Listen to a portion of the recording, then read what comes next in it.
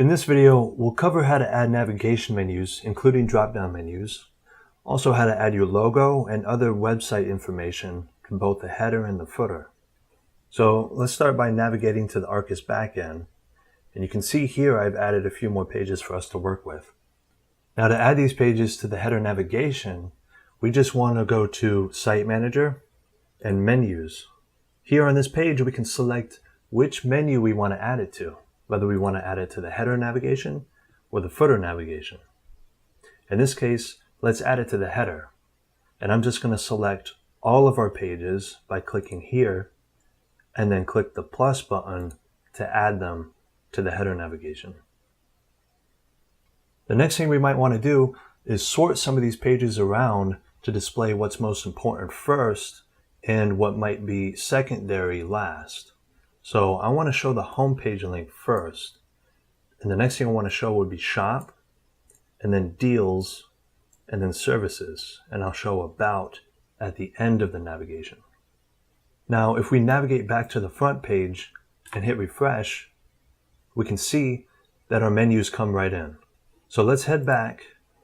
And the next thing we want to take a look at is adding a drop-down menu to one of these pages.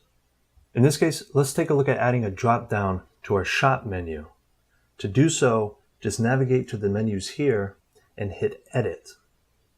This will take us to the drop-down menu editor. Starting on the left, we have our categories here.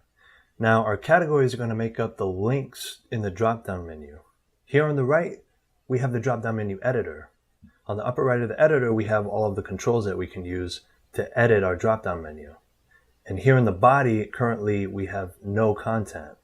So to fill the body with content, the first thing we want to do is select our drop-down menu by clicking the Select Drop-Down Template button here. So we currently have 4 drop-down menus to choose from. The one I'm going to use in this case would just be the simple drop-down menu. So I'm going to select that and click Add. So this particular template gives us a title to work with and an area for us to add our links. So maybe we might want to use it by adding electronics as our title and dragging and dropping the subcategories to electronics under that title, like so, to make up our links. But let's say maybe we don't want the title, or we wanted to make some other very specific edits to our drop-down menu. We can do so by editing the HTML here. Here I can make very granular edits to my drop-down menu. And in this case, maybe I don't want to display the title. So I can remove it here, exit HTML, and you see now I no longer have the title, but just the links that make up my drop-down menu. Now let's say we're editing an existing drop-down and we don't want that drop-down menu to be available anymore, so that when users hover over Shop, the drop-down menu doesn't show up anymore. To do so, you would just click this button here to reset the menu and clear that drop-down. In this case, I'm satisfied with our simple list of links. I'm going to go ahead and hit Save to save our changes.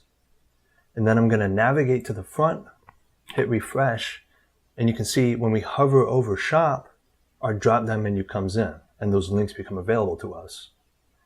Another thing that's missing right now is our logo. So let's cover how to add the logo to the header of our page. Just navigate under System and then Settings. And here you can add the logo to your website, as well as a favicon and other business information that you can display in the footer. So let's go ahead and select our logo. Just click here to browse, choose the logo that you want to use, and then hit Save to make those changes final. And we can take a look on the front that our logo comes right in.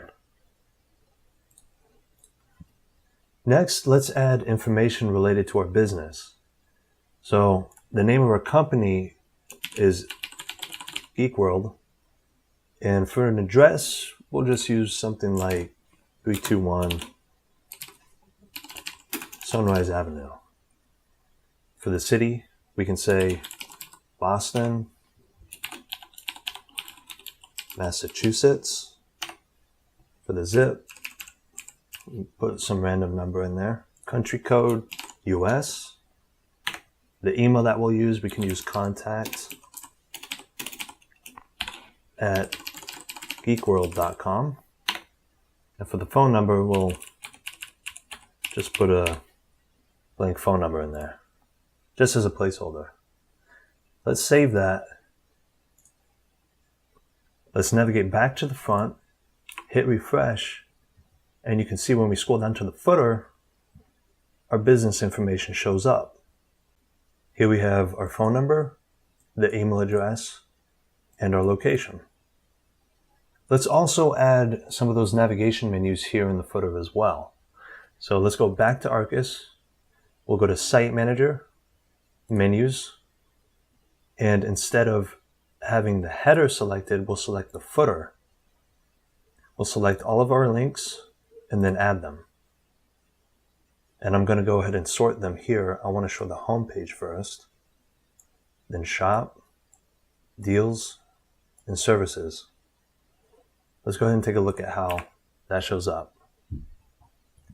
So you can see here now we have more links available here in a footer.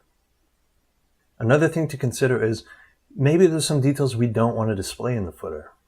So if you want to edit either the footer or the header to show or remove certain information, we would do so by navigating back to Arcus, going under Pages, and we can edit any of our pages here. I'll go ahead and just edit the home page. And let's scroll down to the footer, and when we hover over the footer, you can see here we have the option to edit. Here on the right, much like how the snapshots work for categories, products, and banners, we can also edit the HTML for the header and the footer. And you can see here we have all of the variables regarding our business information, as well as logo and links available for us to work with in the footer. So maybe I don't want to display our location. So I can remove our location here. We have the variables city, state, and zip.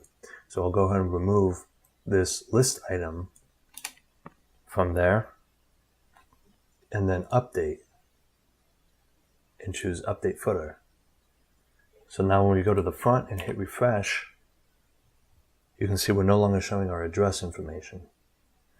So that would be how you can make granular edits to the footer, and also you can do the same to the header as well. So maybe we want to change where the logo is being displayed, and maybe we also want to find a place to add, say, our social links somewhere in the header as well. For the time being, we'll leave the header as is. Let's navigate back to System and Settings. And the next thing that we should take a look at would be our social media links. Here we can provide links to our various social media pages. A link will be displayed to users either in our header or footer for each one that we provide. So for demonstration purposes, I'm going to go ahead and just use a hash sign in some of these fields. And you can see that when we save it and navigate to the front, that our links will come in. So now users can find our social media pages with ease. The next thing we want to look at is monitoring. Here you can include the tracking codes for Google Analytics, as well as the verification codes for Google Webmaster Tools. As it states here, you can also include tracking codes from other sources besides Google Analytics. So after you set up your account with a source and you get your tracking codes, you would just paste them in here. You would turn the analytics on, and then you would hit save to save the tracking code. You would do the same with Google Webmaster Tools. Under shipping, you can provide credentials for one of a few different carriers so that your users can see real-time shipping rates for your products as they go through checkout. Currently, you can provide real-time shipping from the USPS, FedEx, and UPS. Under payment gateways, you can provide credentials from an account that you have with one of these sources. That way, you have a means of accepting transactions from your customers as they purchase your products. The last tab here is notifications. Notifications are the emails that your customers see when they take certain actions on your website. That could be when a customer creates a new account, they would receive a customer account welcome email. Or if they purchase a product, they would receive an order confirmation email, which would include the invoice of their purchase. When we hover over the menus here, we have a couple of options. We can edit the details of the email that the users receive, and we can also customize the email itself. So we can provide a custom design that best fits the design of our website. Clicking Edit will open up a form that will allow us to edit the details of the email. Here we can provide the display name, which will complement the email address in the header of the email. For example, here, the display name would be John Doe, and the email address will display next to it in the header. We can edit the email address that our users will receive the email from. So here we can say contact or even no reply. And we always want to use our domain name here. So be sure to change it for all of the notifications here in settings. We can also provide the subject, and we can change the status of any given notification so that if we didn't want users to receive an email when they take a certain action, we can disable it by changing it to inactive. So that's how we edit the details of a notification. If we wanted to customize the look of the email, you're going to need to know a little bit of HTML. We'll cover how to customize the email itself in a later video.